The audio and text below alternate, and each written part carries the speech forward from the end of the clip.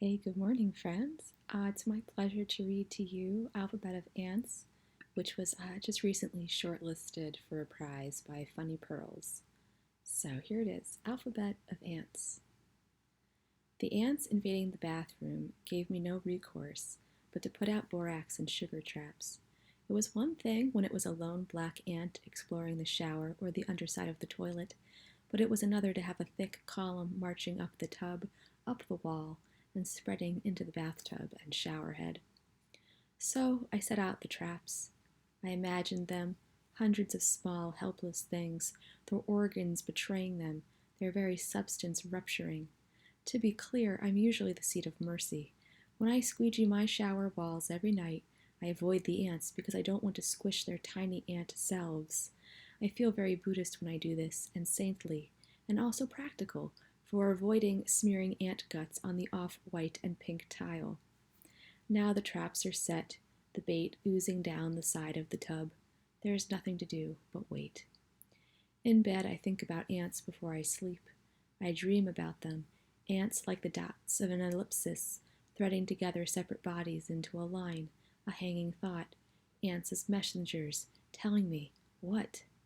In the morning, the alarm jolts me from my looping dream of ants crawling in waves, turning the walls black. Bleary, I stumble into the bathroom and flick on the light. Blink, rub my eyes again. It's not a tsunami of ants, as in my dream. It is an unintelligible alphabet of ants. The insects march in perfect formation and, with their steady movements, draw oscillating hieroglyphs, symbols that might be in an alchemist's book. On the wall in front of the toilet, they promenade in a triangle, point up, with an eye-shaped blob circumscribed in the middle. Over the sink, a trefoil pattern of ants covers one half of the mirror.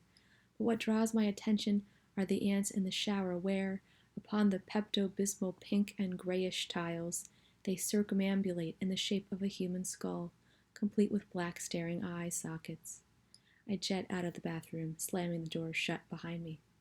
First things first, I piss in the yard, even though it's still dark out and friggin' cold. Then I call the only person who can help me, Cindy, New Age guru, my touchstone, and my hairstylist. Sasha, comes her groggy voice after the third ring. I explain the situation, and Cindy says she'll be right there. I'm expecting her to burn incense and chant some crap, but instead she snaps pictures with her iPhone and uploads them to Instagram. There's a contest today about omens and crop circles, Cindy tells me. The winner gets 2 tickets to a cruise in the Bahamas. After getting no help from Cindy, I brush my teeth in the kitchen sink, keeping my bathroom door safely closed, and go to work. I'm not freaked out anymore. I just want the ants to go away and die before they spell out red rum. Work is stupid, as usual. My boss fills my to-do list with the same repetitive tasks, emailing, filing, and looking busy.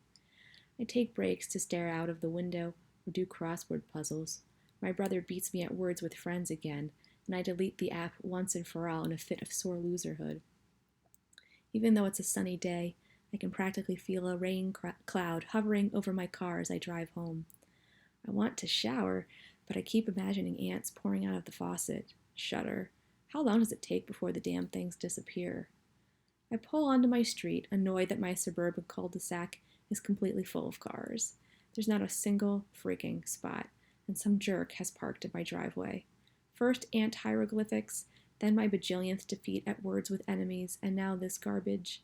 I double park, and, leaving the engine idling, I slam the car door and think about some choice words to say to the perpetrator when I find them.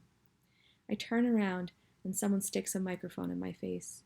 Miss Sasha Goldfuss, would you like to comment on the situation? The reporter is a slight woman with a nervous tic. She presses the microphone so close to my face that I can smell that too many people have breathed on this microphone smell. Did you park in my driveway? I demand, pointing at the van in my spot. Only now do I realize that it's a news van. Sasha, comes a familiar voice. It's Cindy, her hair up in tinfoil, like she was in the middle of a hair dye job, or trying to communicate with aliens. With Cindy, you just never know. Isn't it fantastic? Cindy blurts. Your house is haunted by intergalactic beings. She explains it 3 or 4 times, but it still doesn't make any sense until she switches off her New Age brain and communicates in Muggle. You won the contest, Cindy gushes at last. On my blank stare, she rolls her eyes and adds, Cruise, Sasha.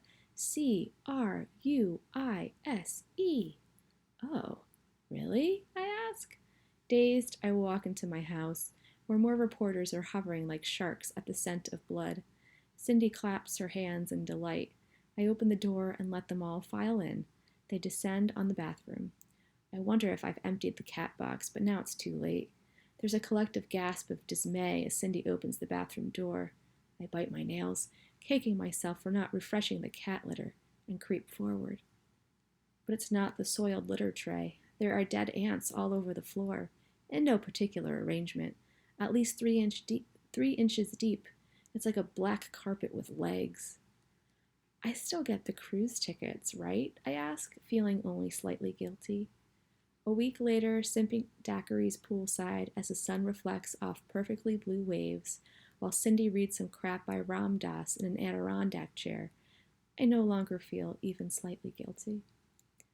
Thanks for hanging out with me while I read the story, and I hope you enjoyed it. Be sure to check it out on the internet. Take good care.